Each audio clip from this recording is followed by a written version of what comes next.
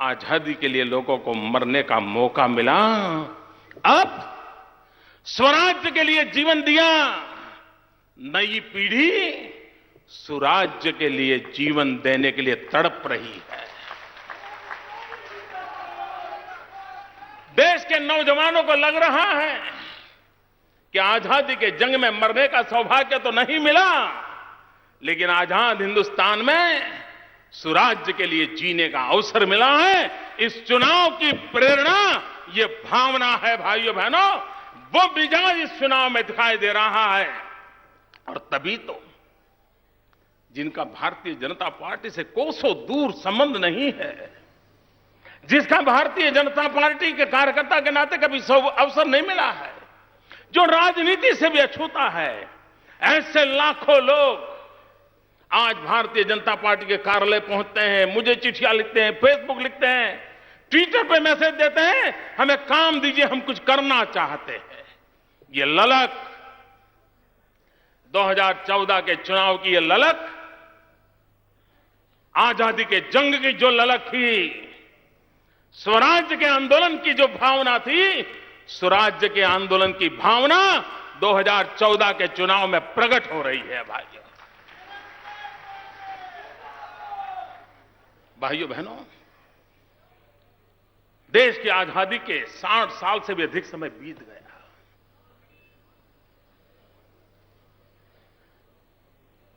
गरीबों की चिंता की बातें बहुत सुनी, विकास की बातें बहुत सुनी। जरा पल भर के लिए भारत मां के मानचित्र को जरा हमारी नजर के समक्ष रखें भाइयों। पल भर के लिए भारत मां के मानचित्र को अपने सामने रखें। हमारी नीतियों में ऐसी क्या कमी थी,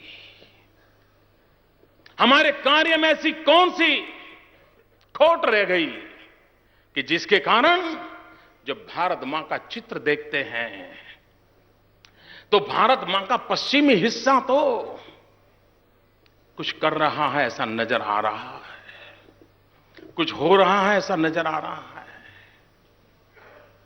विकास के धीरे से कदम क्यों न हो लेकिन नजर आ रहे हैं। लेकिन क्या कारण है कि मेरी भारत मां का अगर मध्य से देखें पूरा पूर्वी हिस्सा विकास के लिए तड़प रहा है। ये स्थिति क्यों पैदा हुई, यह असंतुलन पैदा क्यों हुआ? भाइयों बहनों, मैं आज देशवासियों को यहां से विश्वास देना चाहता हूं, भारतीय जनता पार्टी को 2014 में जब आप मई महीने में देश की सेवा करने का अवसर देंगे, हमारी ये पहली गारंटी रहेगी कि भारत का वो इलाका जो अभी विकास की यात्रा में बहुत पीछे हैं, हम उसे सबसे पहले आगे बढ़ाना चाहते हैं। पश्चिम की बराबरी तक तो लाएं। ऐसी कैसी मेरी भारत मां हो कि जिसकी एक भुजा तो मजबूत हो और दूसरी भुजा बहुत दुर्बल हो, ऐसी मेरी भारत माता नहीं हो सकती है। और इसलिए हमारी ये सोच है, चाहे बिहार हो, बंगाल हो, झारखंड हो, असम हो, नॉर्थ ईस्ट हो, उड़ीसा हो, पूरा पूर्वी इलाका, उत्तर प्रदेश का ये पूरा पूर्वी हिस्सा, भाइयों बहनों, हम संतुलित विकास के सपने को लेकर के आगे बढ़ना चाहते हैं। भाइयों बहनों, अगर हमें देश को मजबूत बनाना है तो रीजनल एस्पिरेशंस जो हैं उसे संकट नहीं समझना चाहिए। पिछले दशकों में राजनेताओं ने रीजनल एस्पिरेशंस को जैसे दिल्ली पर कोई बहुत बड़ा बोझ आया गया, ऐसे ही उसको देखा है। भाइयों बहनों, रीजनल एस्पिरेशंस विकास के एक बहुत बड़ा अवसर भी बन सकते हैं। वो चुनौती नहीं है, वो अवसर है। क्योंकि हर राज्य की आगे बढ़ने की जो ललक जगी है, अगर दिल्ली वो जुड़ जाए तो कितनी तेज गति से आगे बढ़ सकते हैं, इसका मेरा पूरा भरोसा है। भाइयों बहनों, हमारा देश एक संघीय ढांचा है और ये संविधान की धाराओं तक सीमित नहीं हो सकता। ये संघीय ढांचा लेटर एंड स्पिरिट के रूप में हमने इसको इज्जत करनी होगी, गौरव करना होगा। और भाइयों बहनों, मेरे लिए बड़े आनंद का विषय है कि मैं मुख्यमंत्री पद पर रहा हूं। अब पार्टी ने मुझे नए दायित्व के लिए पसंद किया है, लेकिन एक मुख्यमंत्री के नाते संघीय ढांचे का महात्म्य क्या होता है, मैं भली भांति अनुभव करता हूं। दिल्ली में अनुकूल सरकार थी वाजपेयी जी की, तब संघीय ढांचे के हिस्से के नाते, एक राज्य के मुख्यमंत्री के नाते किया हुआ काम और विपरीत दिल्ली के माहौल के बीच किया हुआ काम, दोनों को मैंने अनुभव किया है। और खुद अनुभवी होने के कारण मैं हर राज्य की पीड़ा को भली भांति समझ सकता हूं, हर मुख्यमंत्री की पीड़ा को भली भांति समझ सकता हूं, संघीय ढांचे के महात्म्य को समझ सकता हूं। और इसलिए भाइयों बहनों, भारतीय जनता पार्टी की सरकार संघीय ढांचे को सशक्त बनाने में, संघीय ढांचे को एम्पावर करने में रुचि रखती है और हम उसको आगे बढ़ना चाहते हैं। भाइयों बहनों, आज एटीट्यूड ऐसा है, एक बिग ब्रदर वाली एटीट्यूड है। हम दिल्ली वाले हैं, हम राज्यों को कुछ देते हैं, ये शोभा नहीं देता। हम स्थिति को बदलने का वादा करते हैं। कोई छोटा भाई नहीं है, कोई बड़ा भाई नहीं है, दोनों भाई कंधे से कंधा मिलाकर बराबर की शक्ति से ये भारत माता को आगे ले जा रहे हैं। ये भाव होना चाहिए। आज माना यह जाता है कि प्रधानमंत्री और उनका मंत्रिपरिषद, ये टीम देश को आगे बढ़ाएगी। मेरी सोच भिन्न है। मैं चाहता हूं कि प्रधानमंत्री और सारे मुख्यमंत्री ये मिलाकर एक टीम हो जो देश को आगे चलाए। इतना ही नहीं, केंद्र का मंत्रिपरिषद और राज्यों का मंत्रिपरिषद, ये सब मिलकर के एक बृहद टीम बने और केंद्र की ब्यूरोक्रेसी, राज्य की ब्यूरोक्रेसी, ये सब मिलाकर के एक विशाल टीम के रूप में काम करें। अगर ये माहौल हम बनाएंगे तो आज जिन समस्याओं से हम जूझ रहे हैं, उन समस्याओं से हम अपने देश को इन शक्तियों के भरोसे, शक्तियों को जोड़ करके हम देश को आगे बढ़ा सकते हैं। भाइयों बहनों, देश के लिए सुशासन एक बहुत अनिवार्य है। देश की समस्याओं की जड़ों में बैड गवर्नेंस है, कुशासन है। उससे निकलना है तो हमें गुड गवर्नेंस पर बल देना पड़ेगा। और भाइयों बहनों, ये गुड गवर्नेंस ये कोई अमीरों के लिए नहीं होता है। अमीर तो सरकारें खरीद सकते हैं।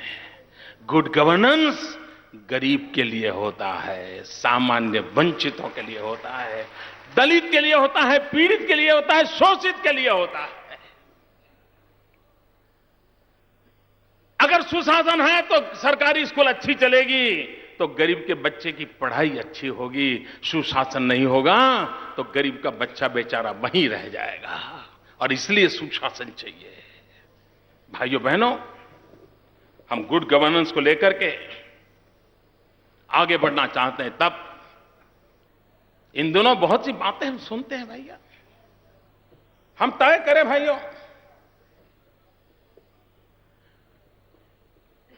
हम कई दिनों से कुछ बातें सुन रहे हैं, हमें तय करना है कि अब हमें एक घिसी पीटी टेप रिकॉर्डर की आवाज पे भरोसा करना है कि ट्रैक रिकॉर्ड पे भरोसा करना है। टेप रिकॉर्ड की घिसी पीटी आवाज बहुत सुन चुके हैं, देश ट्रैक रिकॉर्ड के आधार पर निर्णय करें कि देश को किसके भरोसे और किसके हाथ में सलामती के साथ देना है, उस पर निर्णय करें। भाइयों बहनों, सिर्फ बिल नहीं चाहिए, पॉलिटिकल विल चाहिए और करने के लिए दिल चाहिए।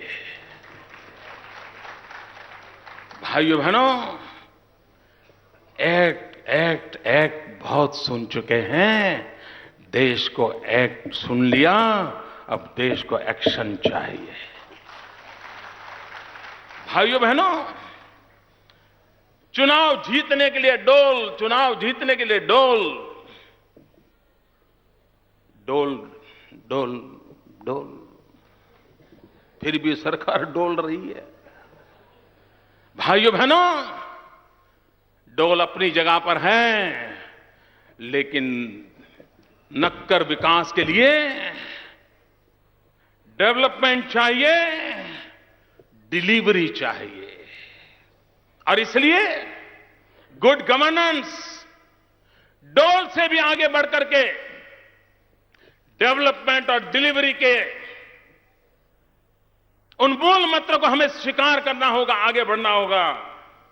भाइयों बहनों, पिछले 10 साल में शायद ही कोई दिन ऐसा गया होगा कि प्रधानमंत्री जी ने कोई कमेटी न बनाई हो। हर समस्या के लिए कमेटी, हर समस्या के लिए कमेटी। मेरे देशवासियों, देश कमेटियों के बोझ से दब रहा है। हमें कमेटी नहीं, हमें कमिटमेंट चाहिए और देश के लिए कमिटमेंट चाहिए। भाइयों बहनों, इतना बड़ा विशाल देश हमारा, जब मैं भारत माता की ओर नजर देखता हूं, उस पुरातन जीवन की ओर देखता हूं, तो मुझे इस भारत की पूरी, हम जब सुनते हैं ना, कुछ बात है कि हस्ती मिटती नहीं हमारी, वो कौन सी बात है? कुछ बात है कि हस्ती मिटती नहीं हमारी, वो कौन सी बात है? भाइयों बहनों, इंद्रधनुष के 7 रंग होते हैं। वो इंद्रधनुष के 7 रंग, और उन 7 रंगों की व्याख्या करें तो हमारी भारत मां को सदियों से वो चमकाते आए हैं। पहला रंग है, इंद्रधनुष का पहला रंग है, भारत की संस्कृति की महान विरासता, हमारी कुटुंब प्रथा, परिवार व्यवस्था। हजारों साल से इस परिवार व्यवस्था ने हमें बनाया है, बचाया है, बढ़ाया है।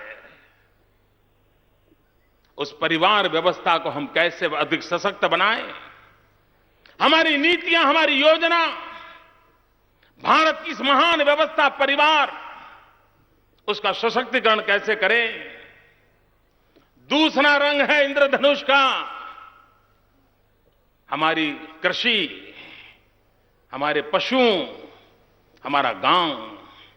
महात्मा गांधी भारत को गांवों का देश कहते थे। यह हमारे इंद्रधनुष का एक बहुत बड़ा महत्वपूर्ण चमकीला अंग है। अगर हम इसे और चमकदार नहीं बनाते, कृषि हो, पशुपालन हो, हमारा गांव हो, गरीब हो, और इसलिए नियत उनकी भलाई के लिए नीतियां बनाने की होनी चाहिए। भाइयों बहनों, हम जिस बात के लिए गर्व कर सकते हैं वो हमारी तीसरा रंग है इंद्रधनुष का, वो हमारी भारत की नारी, हमारी मातृशक्ति, त्याग और तपस्या की मूर्ति आज हमने वहां कहां लाकर के छोड़ा है। इंद्रधनुष के रंग को आकर्षक इंद्रधनुष को बनाना है तो हमारी माताओं का एम्पावरमेंट होना चाहिए, उनकी शिक्षा दीक्षा, इस पर हमारा बल होना चाहिए।